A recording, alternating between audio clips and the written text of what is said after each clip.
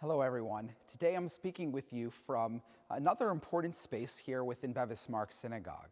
This is the seat of the Haham, literally the wise person. The Haham is the person, the rabbi, who's designated to be the senior rabbi of the synagogue or of the entire, as it is today, the entire Spanish and Portuguese community here in London. Nobody within the Spanish and Portuguese actually received the designation of Haham since I believe it's the 1970s with Haham Gaon. And so no one has actually sat in this seat essentially for 50 years. And as a result, we haven't lit these candles. So there's two candles by the seat of the Haham, and they would be lit whenever the Haham would be present sitting in his seat. But being the Haham, we haven't had a Haham or somebody with that designation, these candles have not been lit. But the seat of the Haham itself is really interesting. It's a quite prominent seat, a beautiful chair. And historically, the Hacham would speak from this spot, wouldn't necessarily go up to the Teban necessarily, but in theory might even just speak standing down over here. But one of the things that's also really interesting about the seat is that it actually has space for multiple people to sit. And that's because the Hacham was, of course, also the head of the Bet Din, the Av Bet Din, the Jewish rabbinic court.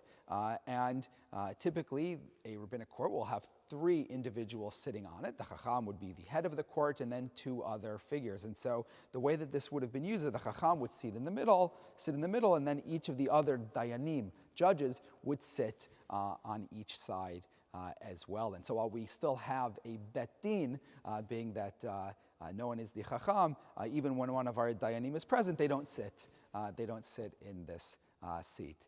So this is, again, just one of these kind of wonderful features of the synagogue that reminds us about the workings of the community.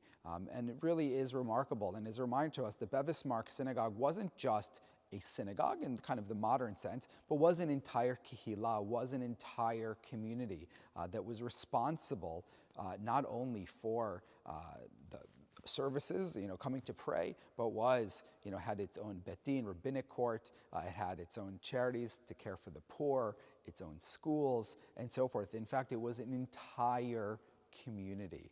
It was an entire functioning Jewish community, which meant that the synagogue actually was responsible for everything that happened within the Spanish and Portuguese community.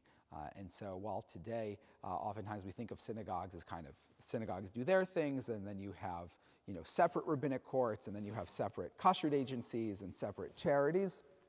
There was a time when it was actually all one thing, and to a large extent, the Spanish and Portuguese here in London have maintained many of those elements still under the Spanish and Portuguese. So it's a really special and distinctive community, both in what it did historically, but also in the way that it's retained so many of those features even until today. And it's why a place like Bevis Marks is so important, because walking into the synagogue, you can see all these different elements, whether it's the Chacham seat or the place of the Parnasim and so forth, and through that you can learn about and understand the way that the community once functioned, in fact in many ways still does today, what historians refer to as the kihila model, not just a synagogue as a place of prayer, but a synagogue as a kihila, a synagogue as an entire community.